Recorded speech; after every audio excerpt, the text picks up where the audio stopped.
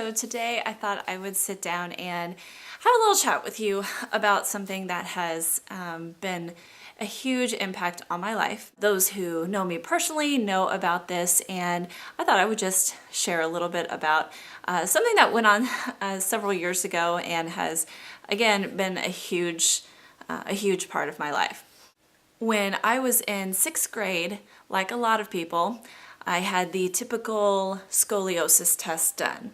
And that's basically where you go into this big room and they have several nurses and coaches or teachers trained in this, and you do a scoliosis test. And really all that is you go and you're supposed to wear something that's a little bit more form-fitting, and you lean over and touch your toes, and they look at your back, and they can tell just by looking at how your back arches or slants if you have scoliosis or not, either severe or mild or not even there at all.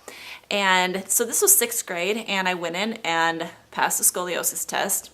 I had no worries about it. It wasn't a big deal. It was just part of the day. It was apparently something we're supposed to do every year. Well, in 7th grade, I was taken out of public school along with my sisters, and we were homeschooled. And that year and the next year, in the 7th and 8th grade, I complained a lot to my mom about my back hurting. And she thought, okay, she's just trying to get out of schoolwork. She's just complaining. And I was really active, and you know, I just remember it kind of, if you've ever had that feeling when you feel like your back just needs to be popped, like my muscles were just tired, my lower back hurt a lot. And so eventually my mom took me into the pediatrician, and they did a scoliosis test there and found out that I did indeed have some scoliosis. And so from there, I visited an orthopedic surgeon, or more specifically a scoliosis surgeon. And so they did a test on me as well and found that I did have scoliosis. So they did an x-ray, and they did an x-ray of my back. And then they also did an x-ray of the growth plate in my wrist. And apparently it's this bone where if it has completely grown together and fused, that means that you are probably finished growing. And so I figured, well, hey, I guess I'm done growing. So in theory, they were saying that, well, if you're done growing, then your curve will probably not get any worse. So this was in 8th grade, and I went back in 9th grade for another x-ray. And they said, okay, well, you look good. Your curve is not really moving very quickly, or at all. So what you can do is just come back to me after you finish high school, and we'll just check again. And so when I had that initial x-ray, my curve was really in the lumbar region.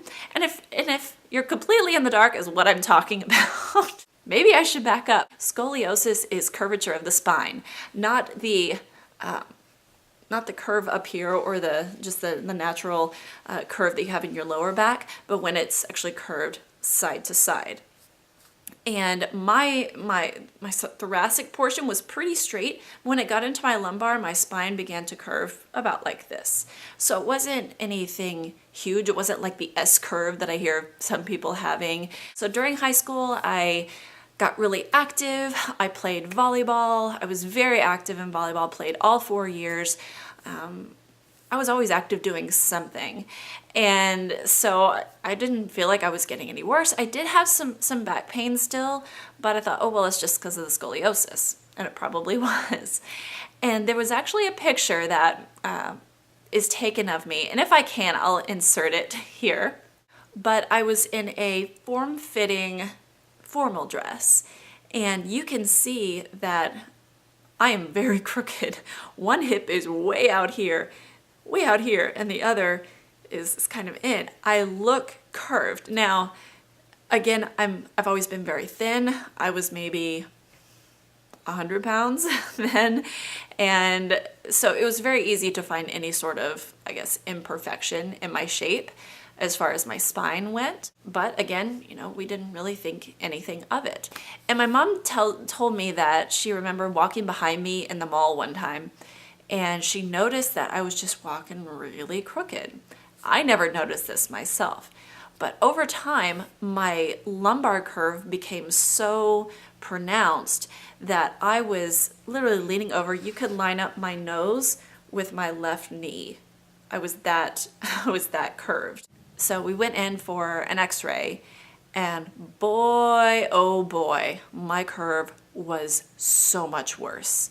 Like, we went in there driving to the appointment thinking, oh, it's an x-ray and we'll go home and carry on with life. But the doctor looked at that x-ray and said, your curve has changed dramatically. You need to have surgery. What? My mom and I were driving home just kind of in a state of shock. I need surgery?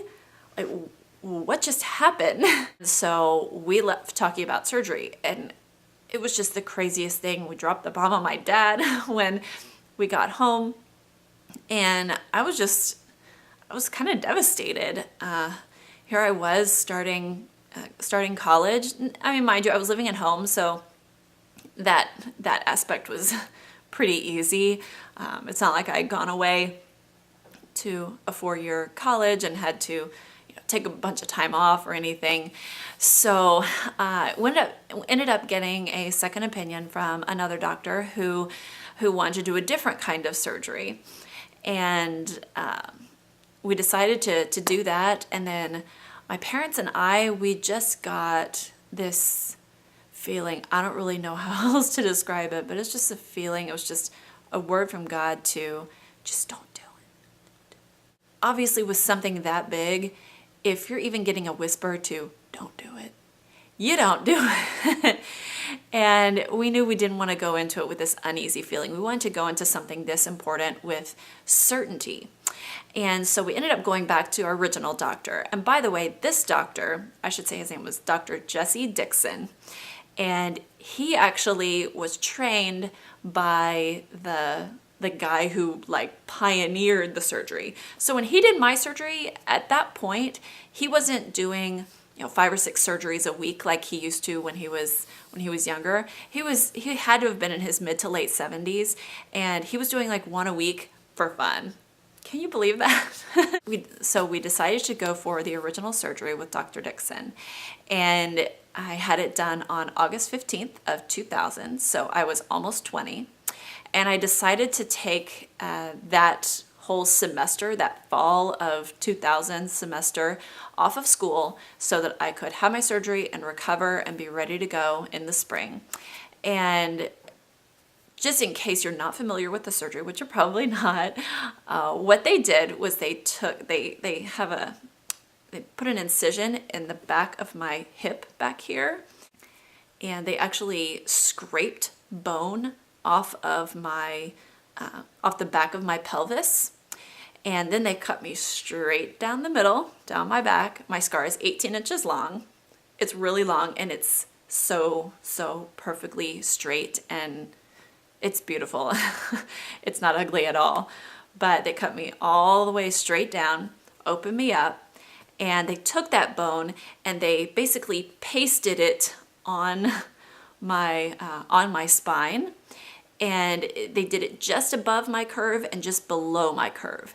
So basically what happened over time is that bone fused, the bone that they took from the back of my hip, it fused with my spine so that my spine isn't going to move anymore. And then on top of that, they put in 2 stainless steel rods. And I don't know how long those are, but they do go a little bit above my curve and a little bit below my curve. Now, the only point of those rods was to keep everything in line while the bone was busy fusing to my spine. And so I came home from my surgery. I could not sit up out of my bed on my own for 3 weeks. Unbelievable. I had to get my mom or my dad or my sister or whoever was there helping me. They had to I was laying on my back, they literally had to log roll me over and then literally sit me up like this. And it was strange. I had never been in a position like that before, where everyone else had to take care of me. I could do literally nothing. And it was it was a very, very difficult recovery.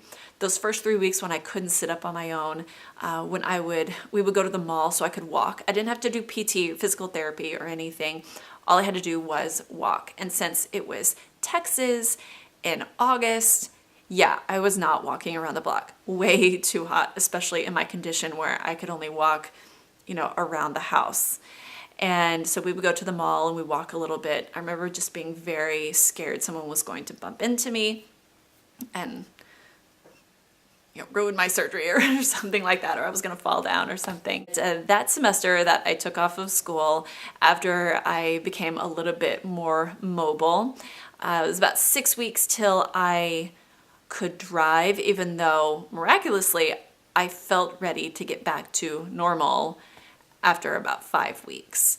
But I ended up getting a little part-time job working the 5:30 to 10:30 a.m. shift at our church's gym. I did that 2 days a week. And then I also worked another part-time job with our music minister's wife. The music minister at our church, his wife sold Premier Designs, and she was having a lot of health trouble and she needed an office assistant. And so I got to work in my very first direct sales business. I was obviously not selling anything, but I was her office assistant. She was kind of high up in the company, so she had a lot of people in her downline. And by the way, Premier Designs is a jewelry direct sales company. Lots of fun stuff. I got to play with jewelry. I got to put the price tags on them. I got to mail jewelry out. I was running errands. It was so much fun, and they treated me like family. And I had a lot of people praying for us and praying for my recovery. And I mean, the restrictions were pretty heavy. I couldn't lift anything more than a gallon of milk for, I think they said, a year. Crazy. This health issue has come up time and time again in my life, sometimes as a way to relate to other people. I found so many other people. Actually, one of my roommates in college had the same surgery. This is completely random. We weren't friends before, and she ended up moving in and found out that she had rods in her back as well. Then I met a girl in one of my health classes. Her name's also Rachel. She had rods in her back, and it was just so strange. Now, the impact that this has had on my life, several things. Again, nothing is drastic, but the rods probably played the biggest part in my pregnancies and delivery especially of my first child. But I ended up being induced with him and going into labor, and did it all naturally. And at a certain point, an anesthesiologist came in and said, I will not do an epidural on you. They were not comfortable doing it. And if someone is not comfortable sticking a needle in my spine, I don't really want them anywhere near my spine with a needle. So we just moved on.